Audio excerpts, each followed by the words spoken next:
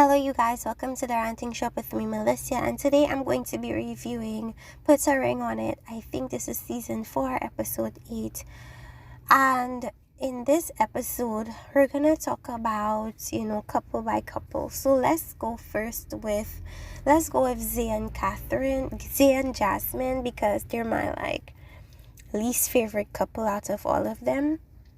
Mostly Zay, but okay, let's talk about it. So first, Jasmine goes on her date with a seemingly nice looking guy. I mean, it's funny how she was telling Zay that she wants somebody that buff and whatever the case is, and skip to the actual date, and he doesn't seem buff to me. He seems like a chubby looking guy, but who knows, he might be buff under those clothes he had on. But she chose to deny a hug from him, and then they go on this skating date, and she explains to him that the reason why she kind of blocked the hug was because she wanted to show Zay that she's taking the boundaries and I guess the relationship seriously, and it's kind of like she wants to lead by example and show him, look, I'm following your rules, so I want you to follow my rules, kind of thing. It's kind of a bit manipulative in that she's kind of showing him how to treat her, and if he doesn't, she can always go back to, but I did it, so you need to do it too, kind of thing. So they go skating. It seems fun. She explains herself. He understands, helps her with the skating thing. Very respectful.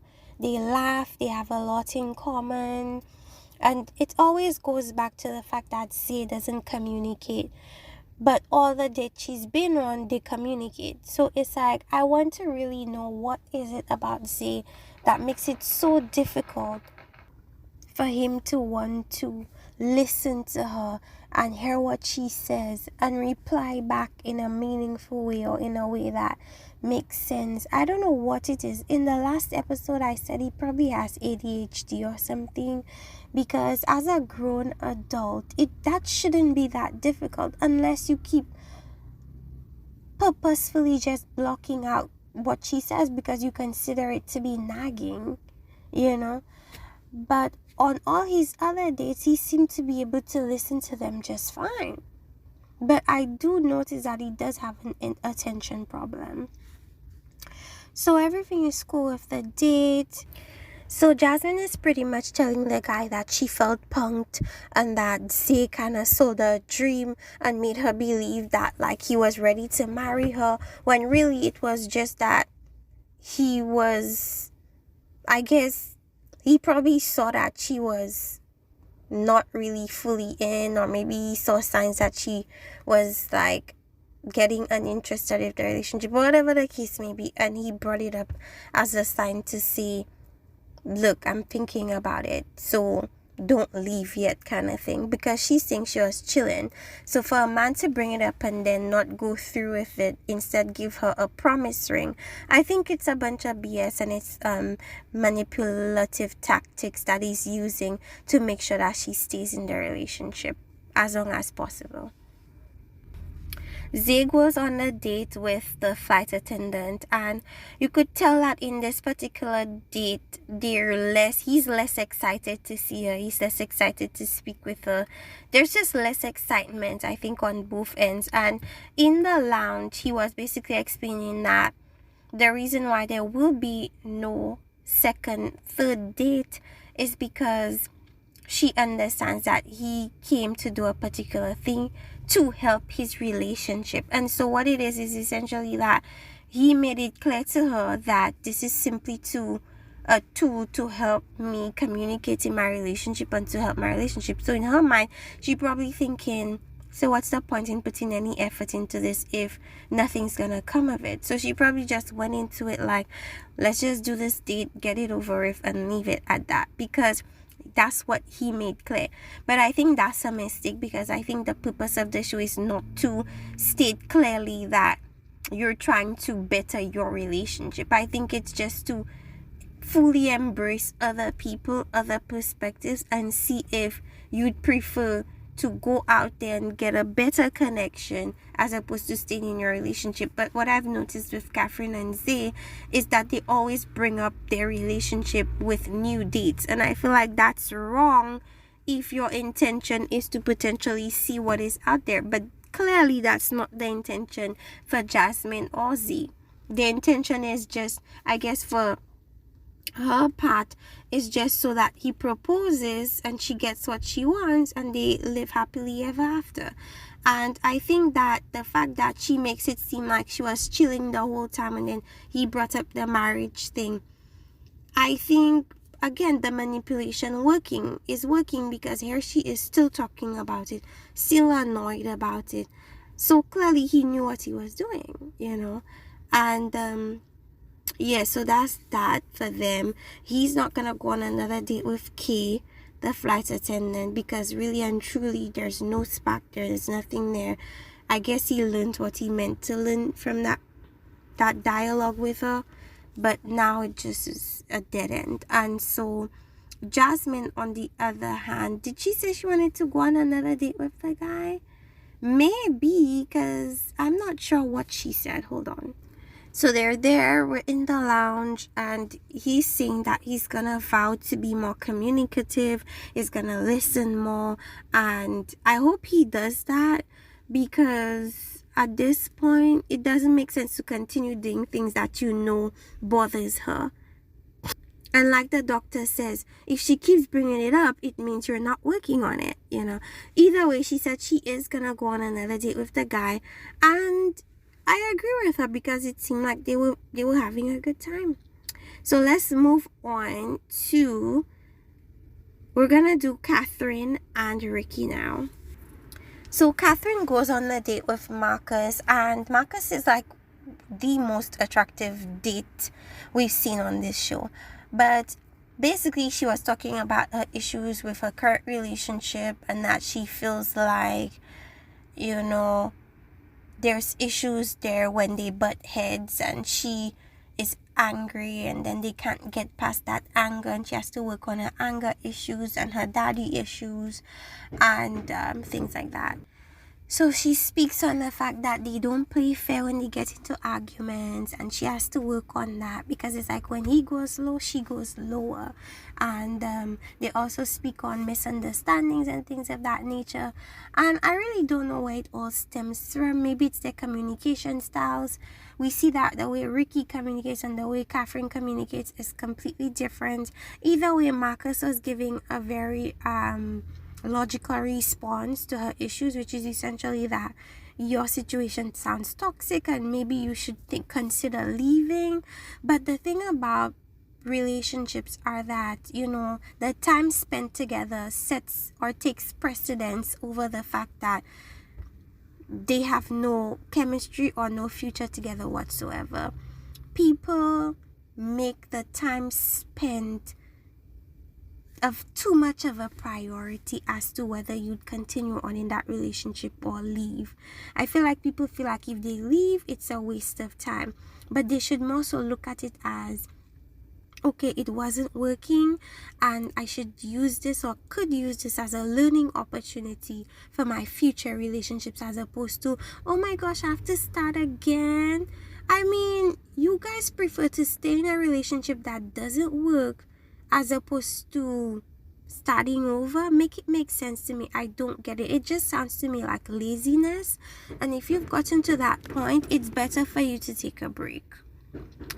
I think a mental health break will do, and so that your mind would be clear enough to enter into new things. I think when it becomes overwhelming and frustrating is that people rush into other relationships. Take your time, take a break, assess why your previous relationship failed, what role you played in the demise of it, work on that, and then proceed to go into something else when you've come to an understanding of yourself and how you could do better in a relationship, period. That's just what it is. It's not rocket science.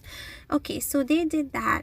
Marcus is giving her a better alternative in him, and everybody's probably cheering Catherine on to take it on, because nobody's seeing it for Ricky, honestly. The only person that seems to be attracted to Ricky is Catherine. I don't know what it is.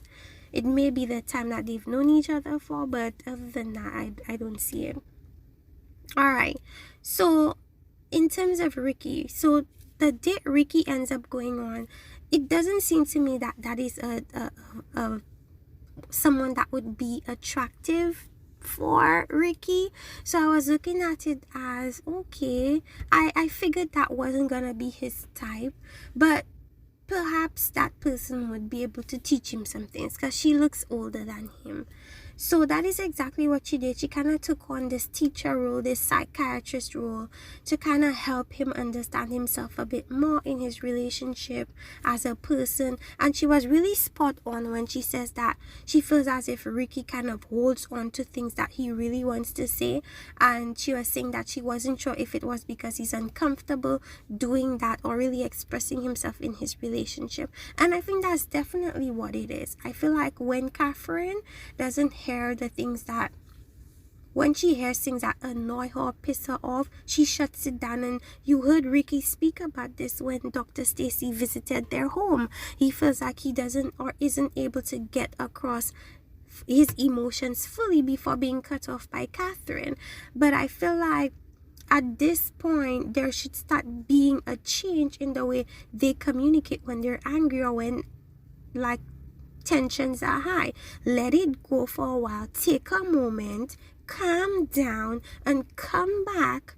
Make sure you come back to the conflict with a level head so that it could be spoken of logically. Nobody gets upset, nobody gets offended, everybody hears what each other has to say, and the fixing comes from a clear communicated issue and a clear means of fixing that issue. It's really not that difficult, but considering Catherine has so much childhood trauma, that might be coming in the way of a lot of things, and maybe Ricky just does not know how to handle it. But I truly feel like he should literally take on the tools that Dr. Stacy has given him in regards to allowing Catherine to get some space to cool down and him adjusting his tone, because it's not as if Ricky comes in nice, level-headed, soft-spoken. No, he comes in with the smoke too, So it is what it is. So she's teaching you all these things about his relationship and all this stuff.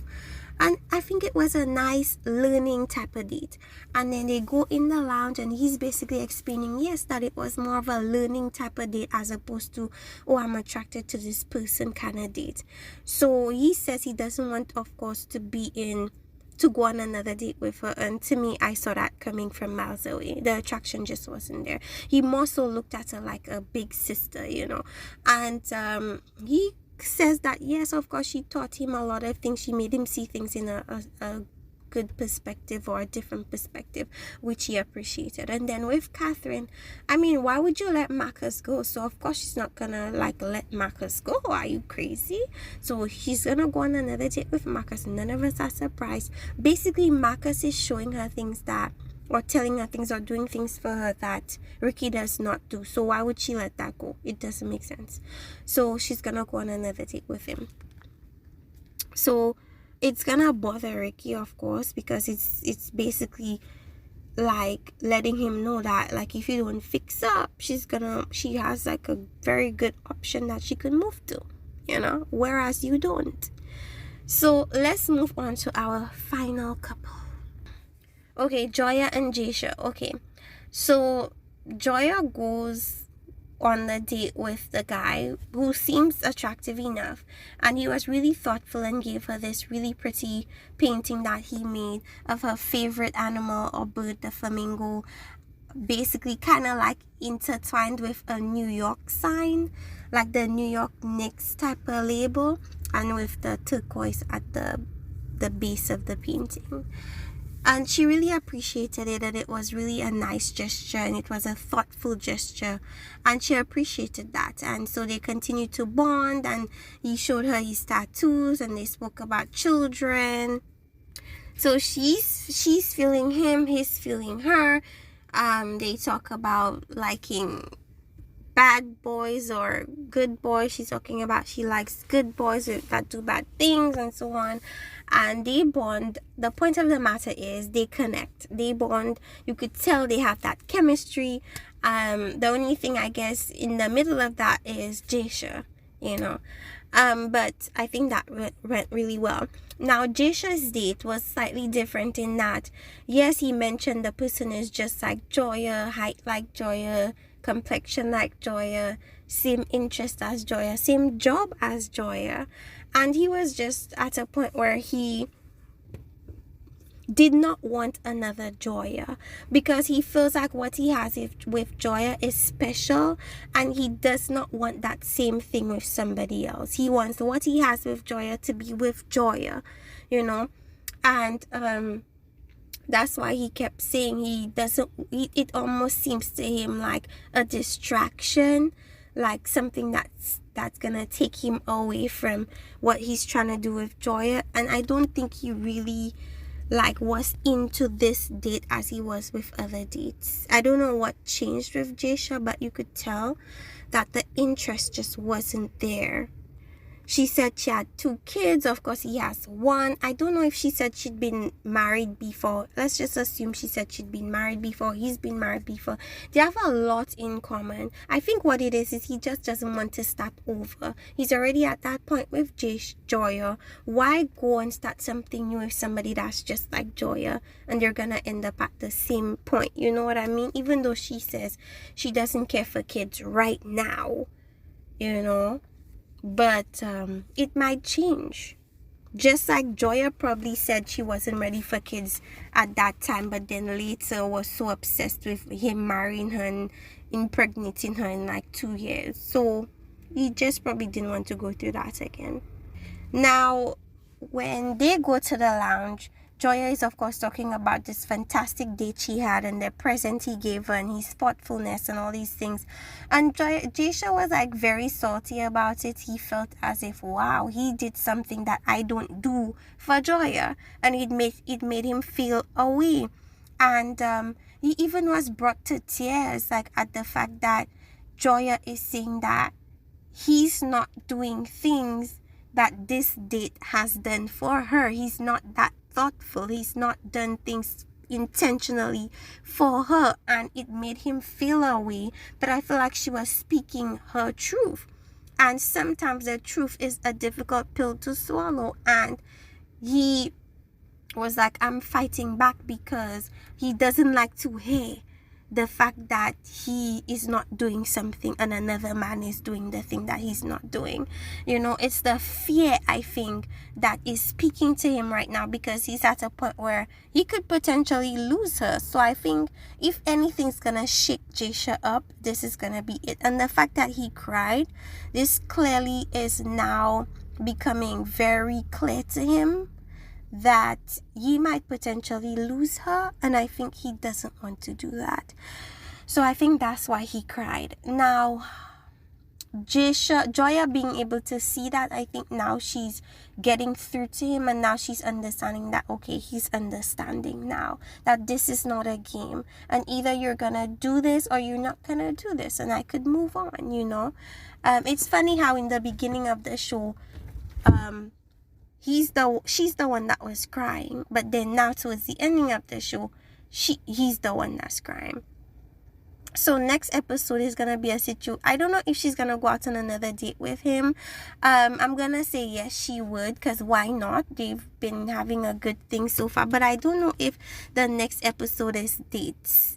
So I'm not sure they told us if Joy is gonna go on another date with the guy, but I'm not gonna be shocked if she does. But either way it goes, as I said before, Jaysha is understanding now that it's not time for games at this point, okay? And your biggest thing is the fact that she wants children now, you don't. So in my mind, it kind of seems like somebody has to compromise and do something that they don't want to do. And I feel like Jaysha is gonna be the one to have to compromise. But I feel like, how is that going to translate to the child when the child is here? Is he gonna feel resentment that, wow, I really didn't want a kid, and look, I'm being tasked with the responsibility of being a dad again, and I've done it before and I don't want to do it again? So I don't know if it's a matter of having children or if it's a matter of having children right now, but either way it goes, she wants what she wants. So either stay and give her what she wants, or leave and then don't get what you want out of it. So next episode you're gonna be shopping for tuxedos, so that's gonna be really interesting. I'm interested to see Jasha's reaction to the whole process of marrying and stuff like that. I want to see what Ricky's gonna say. I want to see what, I don't really care for Zay, but yeah, I'm looking forward to the next episode. Let me know what you guys think about this particular episode. Leave your comments in the comment section, like, subscribe, and see you guys next time. Bye.